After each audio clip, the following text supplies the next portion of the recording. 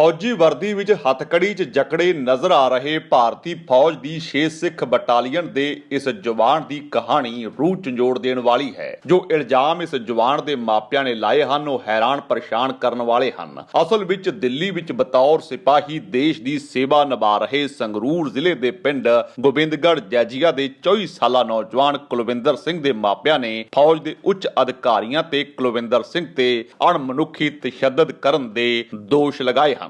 जे आप पशु में कुट्टन लग गए ना जी, पशु तो भी आप तरस खाए ने भी बहुत चिर हो गया यार, छड्डो पर बन के कुट्टिया जी। बस फोटो देखिया नहीं जाते ही है फोटो। मेरा नाम गुरप्रीत सिंह, गांव गोबिंदगढ़ जैजिया, जिला संगरूर है। और मेरा भाई कुलविंदर सिंह जिसकी वीडियो भी वायरल हुई है, उसने 4 साल पहले फौज में भर्ती हुआ था और फौज में लगातार 2 साल से उसके साथ तशद्दुद किया जाने लगा और वो वहाँ से 2 बार भागकर भी आ चुका है। लेकिन वहाँ से दोबारा मारपीट हो ही जाने लगी और इस बार भी उसके साथ बहुत ज़्यादा अत्याचार हुआ है, जिसकी फ़ोटो हम आपके वीडियो में दे देंगे। और वहाँ पर जब हम गए तो सीओ साहब ने बोला कि ये तो शुक्र मनाओ तुम कि आपके भाई को हमने ज़िंदा छोड़ दिया, अगर हम इसको मार कर दबा भी देते तो भी हमारा तुम कुछ नहीं कर सकते थे। हमने इसके बारे में पुलिस को, सिविल पुलिस है उसको भी रिपोर्ट करवाने की कोशिश की, लेकिन फौज में वहाँ फौज से उच्च अधिकारियों ने आके उनसे मना कर दिया। हमारी जब वहाँ पर कोई मतलब FIR या कुछ भी सुनवाई नहीं। मेरा नाम कॉमरेड रोही सिंह है, मैं पंजाब से जिला संगरूर से ब्लॉक करता हूँ। और पिछले दिनी मेरे गांव के लड़के कुलविंदर सिंह के साथ फौज के अंदर एक मार पिटाई का हमको पता लगा था। हम वीडियो भी वायरल हुआ, वहाँ से हमको गुप्त सूचना मिली थी। उसके पिता के साथ, उसके भाई के साथ हम लोग दिल्ली चले गए। दिल्ली में हम CO साहब से मिले, उन्होंने हमको बोला कि इसकी किस्मत अच्छी थी कि हमने इसको मारकर दफनाया नहीं। हमने CO साहब को बोला कि सर आप कमांडर अफसर हैं, जो भी कर सकते हो, हमारा यहाँ पर कोई कुछ नहीं चलेगा। वो बोला कि मेरा भी कोई कुछ नहीं बिगाड़ सकता। हमने बोला कि हम कुलविंदर सिंह को हमको मिलाइए, तो कुलविंदर सिंह से हम मिले। उसके बाद कुलविंदर सिंह ने अपने बयान थे जो कैंट पुलिस को दर्ज करा रखे थे, सेना पुलिस को दर्ज करा रखे थे, पर फिर भी हम लोग 10 बजे तक रात को दिल्ली में ही उसके परिवार समेत बैठे रहे, पुलिस के गिड़गिड़ाते रहे। किसी भी आदमी ने जगतार सिंह की, उसके फादर की और किसी की सुनवाई नहीं हुई। इसीलिए हम उच्च न्यायालय से दरखास्त की है कि उसके परिवार को जल्दी से जल्दी न्याय मिले।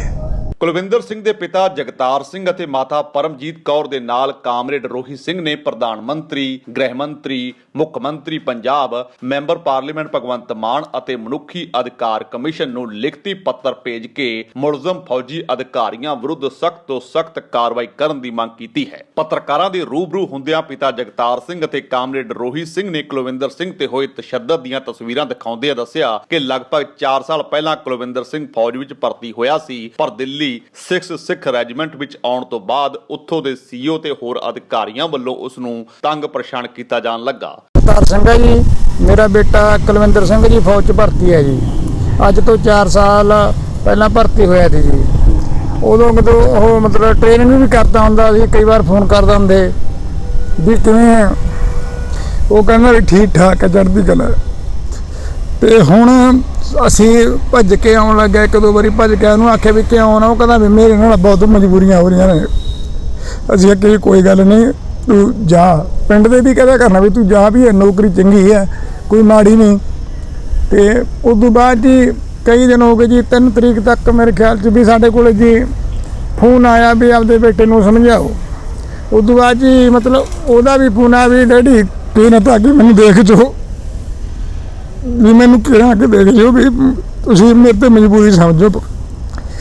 ਅਸੀਂ 3 ਤਰੀਕ ਤੱਕ ਮੇਰੇ ਰਾਜ ਗਏ ਉਰੋਂ ਜੀ। ਅਸੀਂ ਰਾਤ ਸਾਨੂੰ ਕਹਿੰਦੇ ਜਾਂਦੇ ਨੂੰ ਫੋਨ ਆਇਆ ਵੀ ਤੁਸੀਂ ਆਪਣੇ ਇਹ 'ਚ ਫੌਜ ਦੇ ਉਹਦੇ ਆ ਜਾਓ।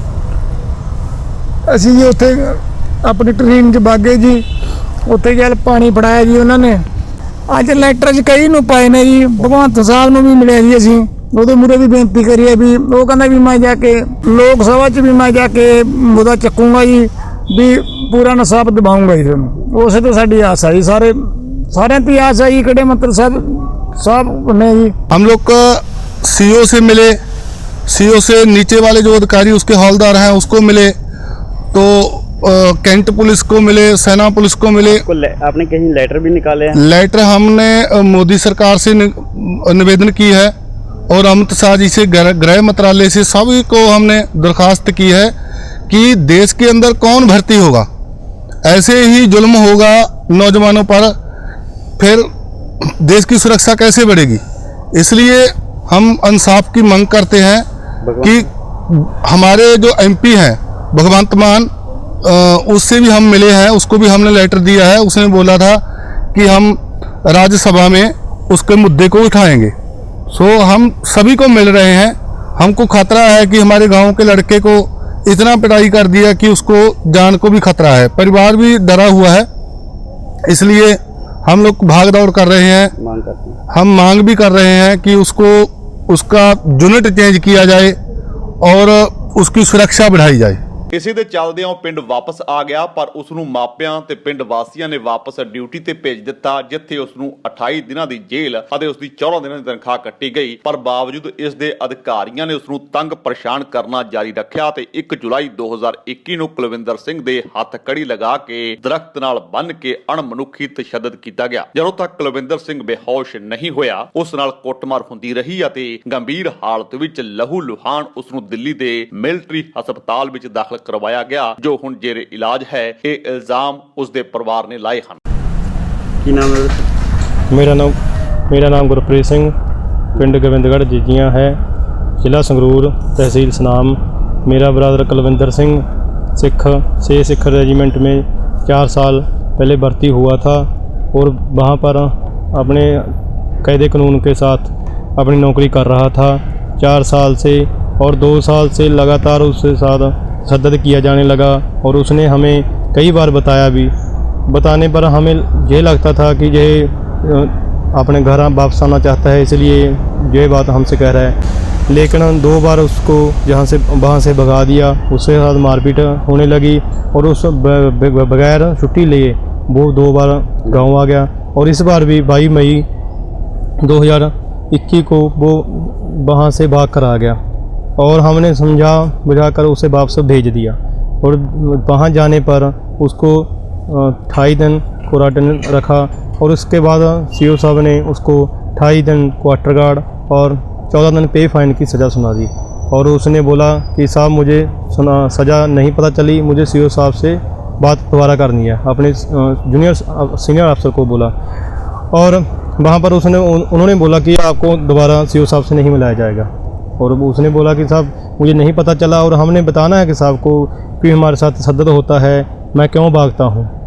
और उसके साहब ने बोला कि तुमको दोबारा सीओ साहब से नहीं मिलने दिया जाएगा। और उसने तानाशाही होने लगी और उसके सूबेदार ने उसको थप्पड़ मार दिया। थप्पड़ मारने के बाद वो सीओ साहब को जाकर उन्होंने बोला कि साहब कुलविंदर सिंह जो सिपाही सेना में सिपाही है वो हमारा हुक्म नहीं मान रहा। और सीओ साहब ने बोला कि इसको अच्छी तरह इसकी पिटाई करो। पिटाई करने के बाद ये 2 बारी पिटाई की उसकी, और एक तो पहले दिन की। आपको कैसे पता लगा?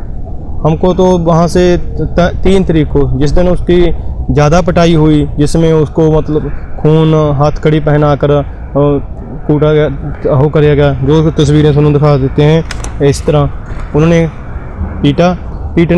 पीटने के बाद हमको शाम को 3 तारीख को शाम को तकरीबन 3 साढ़े 3 बजे वहाँ से कोई एसएम छुट्टी पर था, उसने फ़ोन किया कि आपको लड़के को समझाओ, उसने मारपीट की है किसी अफसर की।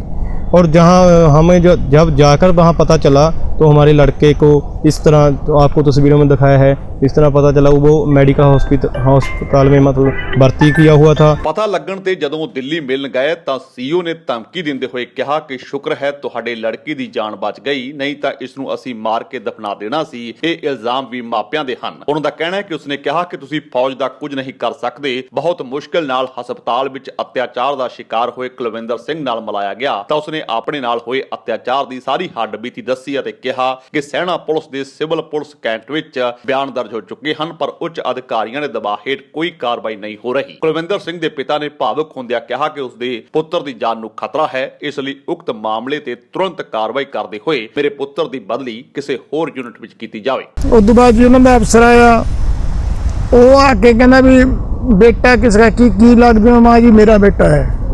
ਉਹ ਕਹਿੰਦਾ ਵੀ ਵਧੀਆ ਰਿਹਾ, ਸ਼ੁਕਰ ਮੰਨ ਤੂੰ ਰੱਬ ਦਾ ਵੀ ਤੇਰੇ ਮੁੰਡੇ ਨੂੰ ਅਸੀਂ ਬਖਸ਼ਤਾ, ਮੈਂ ਬਖਸ਼ਤਾ, ਵੀ ਹਸਪਤਾਲ ਕਰਕੇ ਅਸੀਂ ਦਾਖਲ ਕਰਕੇ ਵੀ ਮੈਂ ਪਛਤਾਉਣਾ ਹੁਣ, ਨਹੀਂ ਤੇਰੇ ਬੇਟੇ ਨੂੰ ਫੈਂਟ ਦਾ ਨਾ ਅੰਦਰੀ ਮਾਰ ਕੇ ਅੰਦਰੀ ਫੈਂਟ ਦਾਂਗੇ। ਵੀ ਹੁਣ ਅਸੀਂ ਉਸ ਤੋਂ ਬਾਅਦ ਜੀ ਉੱਥੇ ਗਏ, ਅਸੀਂ ਆਖਿਆ ਵੀ ਚਲੋ ਜੀ ਤੁਹਾਡੀ ਮਜਬੂਰੀ ਹੈ। ਉਹ ਕਹਿੰਦਾ ਮੈਥੋਂ ਮੇਰੇ ਪੁੱਛ ਕੇ ਮੈਂ ਦਿੱਲੀ 'ਚ ਦਿਨ ਚੜ੍ਹਦਾ ਹੈ ਵੀ ਤਾਂ ਬਾਤ ਹੀ ਕੁਛ ਨਹੀਂ ਕਹਿੰਦਾ ਮੈਨੂੰ। ਕਹਿੰਦਾ ਚਲੋ ਜੀ ਆਖੇ ਵੀ ਕੁਛ ਵੀ ਸਾਡਾ ਬੇਟਾ ਜੀ ਮੇਰਾ ਮੁੰਡਾ ਦਿਖਾ ਦਿਓ ਜੀ ਮੈਨੂੰ। ਚਲੋ ਜੀ ਅਸੀਂ ਉੱਥੇ ਬਾਗੇ, ਉੱਥੇ ਸਾਰਾ ਕੁਛ ਲਿਖਿਆ ਹੈ ਜੀ। ਉਸ ਤੋਂ ਬਾਅਦ ਉਹ ਸਰਕਾਰੀ ਹਸਪਤਾਲ ਵਾਲੇ ਕਹਿੰਦੇ ਵੀ ਤੁਹਾਡੀ ਥਾਣੇ 'ਚ ਚਲੋ ਜੀ, ਉੱਥੇ ਮਤਲਬ ਆਪਣਾ ਹੋਊਗਾ। ਉੱਥੇ ਗਏ ਜੀ ਗਾਹਾਂ, ਉੱਥੇ ਹੀ ਸਾਡੀ ਕਿਸੇ ਨੇ ਨਹੀਂ ਸੁਣੀ ਜੀ।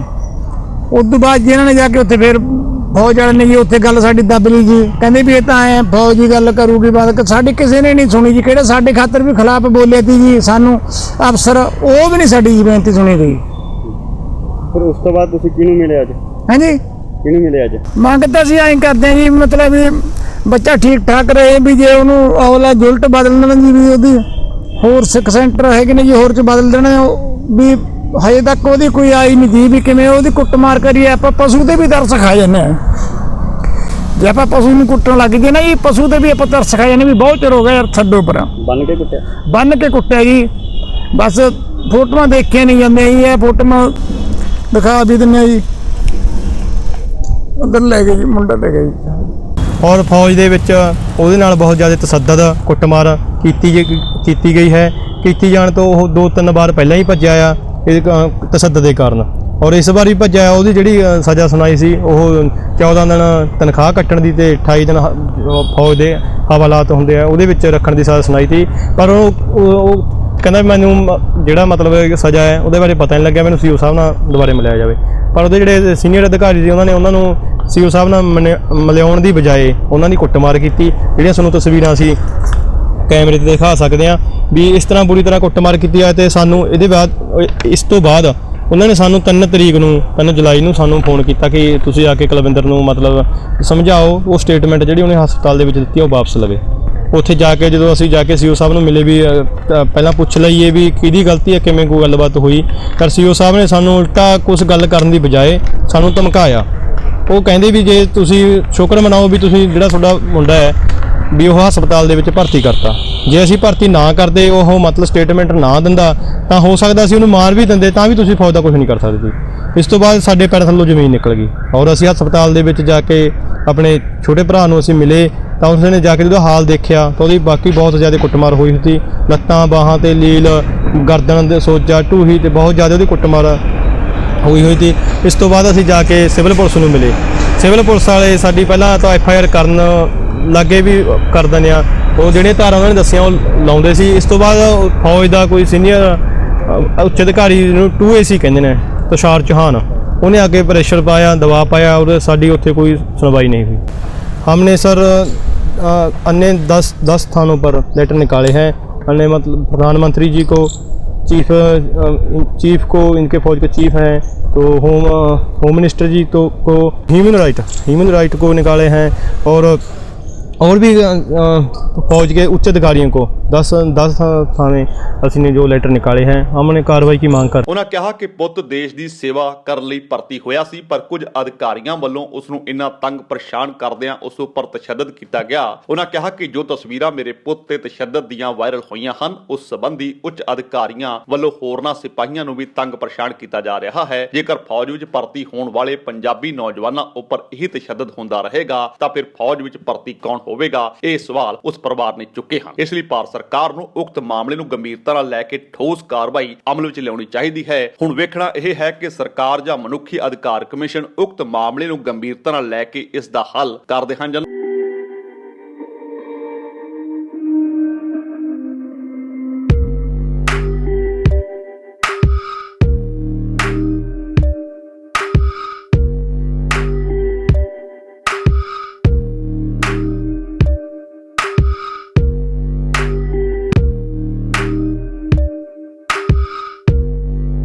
ਸਾਡੇ YouTube ਚੈਨਲ ਨੂੰ ਸਬਸਕ੍ਰਾਈਬ ਕਰੋ।